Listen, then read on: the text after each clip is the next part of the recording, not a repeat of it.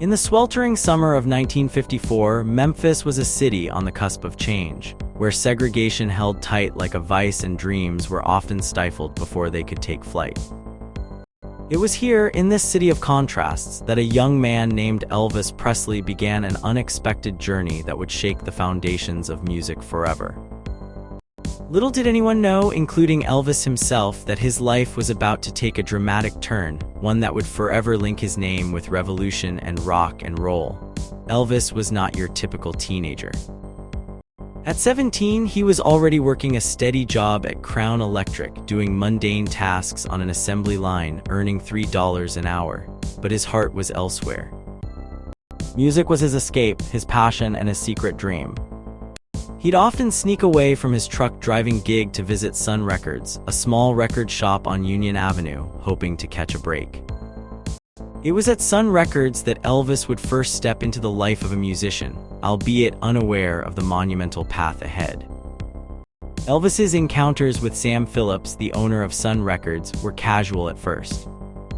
Sam, a man with an infectious energy and a deep love for the blues, would often be too busy to give Elvis the attention he craved.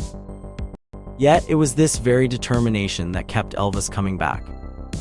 He'd hang around nearby Taylor's Cafe, hoping to catch a glimpse of Phillips or perhaps drop off a demo recording. Sam Phillips was no ordinary record executive. Raised on an Alabama farm, he had grown up listening to the blues from a blind musician named Uncle Silas Payne. Phillips believed deeply in the power of music, particularly the blues, as a voice for those who had none. He dreamed of finding a white singer who could capture the raw emotion of black gospel and blues singers, and he believed such a discovery could lead to unprecedented success. On this particular Saturday in June 1954, almost a year after Elvis first stepped into Sun Records, Phillips called him in for a recording session. Elvis arrived early, barely having spoken a dozen words with Phillips before that day. The meeting was brief but pivotal. Phillips, sensing something special, invited Elvis to come back the following week for more recordings. That chance encounter would forever alter the landscape of music. Elvis's journey to that fateful day was far from straightforward. Growing up in segregated Memphis, opportunities for a young white boy interested in black music were scarce.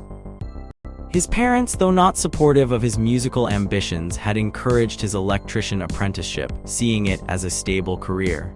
But Elvis had other plans. He saw music as his true calling, even if it meant driving a truck to make ends meet while he pursued his dreams. The day Elvis walked into Sun Records, little did he know he was about to embark on a journey that would change not just his life but the course of musical history. Sam Phillips, with his vision and unwavering belief, was ready to take a chance on this young, unpolished talent. The air was thick with possibility as Elvis stepped into the unknown, carrying with him only his guitar and a dream that would soon resonate across the world. As the first notes of Elvis's voice filled the small studio, it became clear that something extraordinary was about to happen. The music that emerged was raw, powerful, and undeniably new.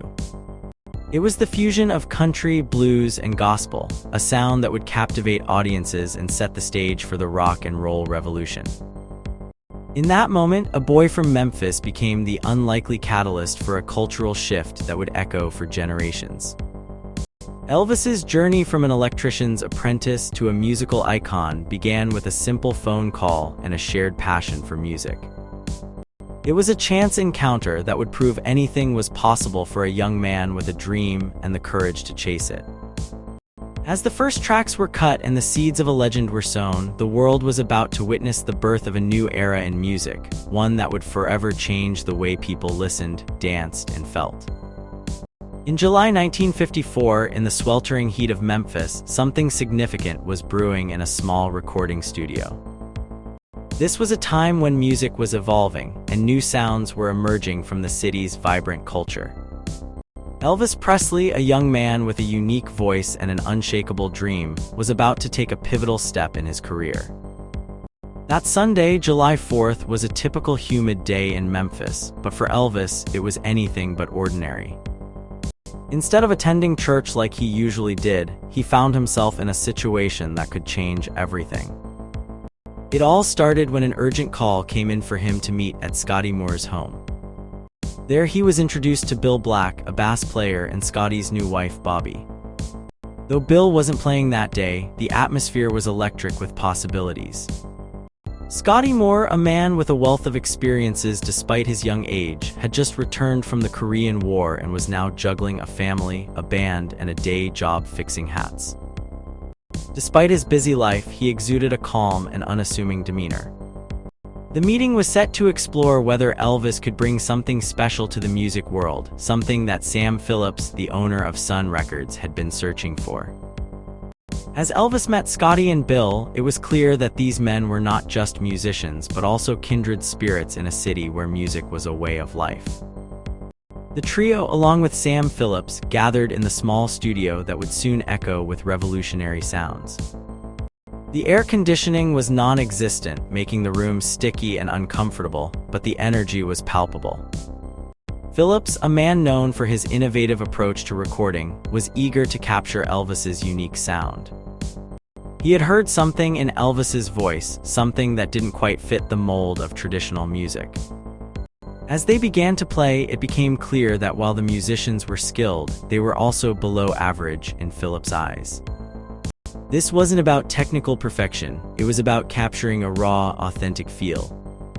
Elvis played rhythm guitar, his fingers moving over the strings with a confidence that belied his inexperience. Phillips, behind the glass in the control room, was both producer and engineer, experimenting with every technique he knew. The session was long and arduous, with no breaks for rest or comfort. They played pop ballads, trying to find the right sound, the right feel that would make the recording stand out. As the evening wore on, it became evident that Elvis's style was not what Phillips had initially hoped for. The songs didn't quite hit the mark. Disappointment hung in the air, but Phillips kept encouraging Elvis, urging him to relax and be himself. He told Elvis not to worry, maybe the song he was trying wasn't the right one. Phillips suggested Elvis sing something that meant something to him. Elvis took this advice to heart. He started to explore different genres, singing pop songs, spirituals, and even snippets of conversations. He played for 3 hours straight, pouring his heart and soul into every note. Phillips listened intently, his eyes never leaving Elvis. Finally, after what felt like an eternity, Phillips got up and thanked Elvis.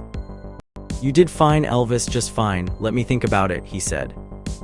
Elvis left the studio feeling defeated, believing that this was his big chance and that he had missed it. He thought his dream of becoming a singer was over before it even began, but fate had other plans. As Elvis walked home, his mind was still reeling from the session. Little did he know that his life was about to take an unexpected turn. While he was preoccupied with his disappointment, a dramatic event was unfolding that would soon change everything.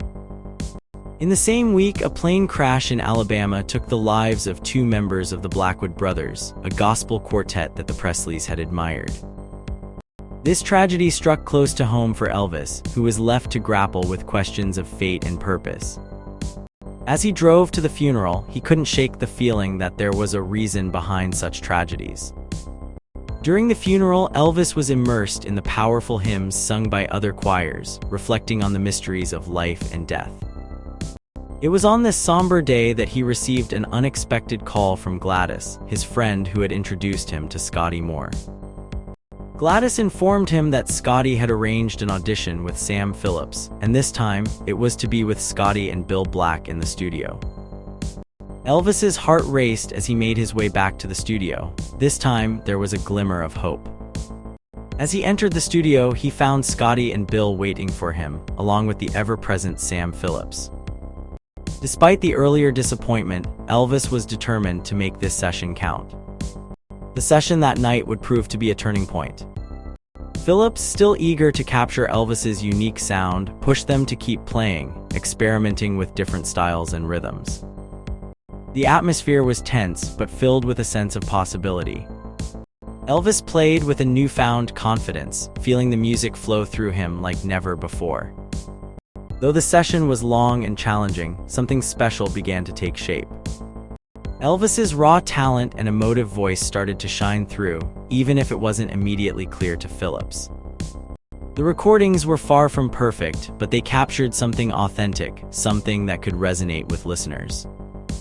As the night drew to a close, Phillips, though still uncertain, could sense that he had something special. Elvis left the studio once again feeling uncertain, but this time there was a flicker of hope. Little did he know, this session was just the beginning of a journey that would change the face of music forever. One day, as Elvis waited with Scotty and Bill, something familiar started playing in his mind. It was a blues song by Arthur Crudup, also known as Big Boy Crudup. Elvis knew many blues songs, especially those that used to play on the radio when he first came to Memphis. This song was special because it reminded him of those early days. Suddenly, Elvis broke the silence. He started singing, "Well, That's All Right, Mama." It was like a spark ignited in the room. Bill grabbed his bass, which was taller than he was, and began to play in a way that sounded like drumming. Scotty picked up his guitar and joined in. Before they knew it, they were jamming just for fun.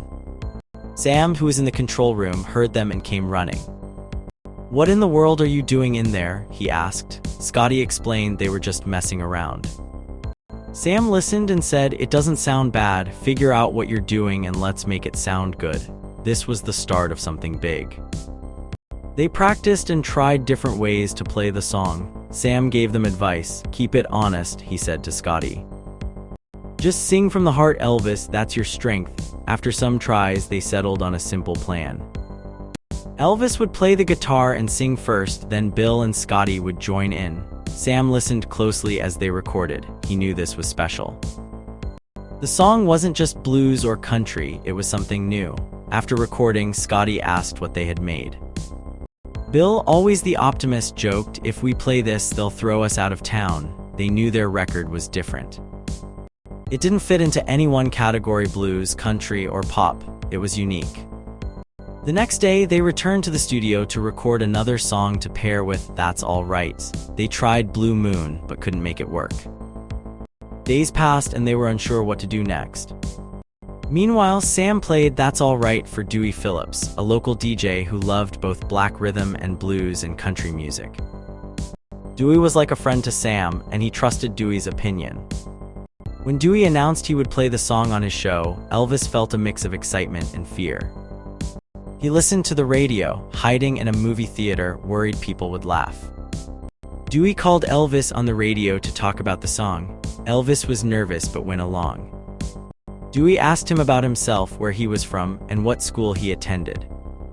Elvis explained his roots in Tupelo and his time at Hums High. Dewey wanted to reassure listeners the singer was not black, emphasizing the song's unique sound. Elvis learned an important lesson that day. Music could bridge gaps between people, regardless of color. The goal was to create something everyone could enjoy. The next day, the group came back to the studio. They tried different songs until Bill started singing "Blue Moon of Kentucky." This country tune gave them an idea. They sped up the song and added a fresh twist. Sam liked it. "Now that's different," he said. Bill joked that Elvis had ruined Bill Monroe's original song, but in Memphis, they didn't care. They loved the new sound. "That's All Right" had a blues feel with a country touch, thanks to Scotty's guitar. The flip side, "Blue Moon of Kentucky," was a lively country song. This moment marked a turning point. Elvis and his friends had created something new, a blend of styles that would change music forever. They didn't know it at the time, but they had just paved the way for rock and roll. Their unique sound captured the hearts of many, proving that music could bring people together in ways never imagined before.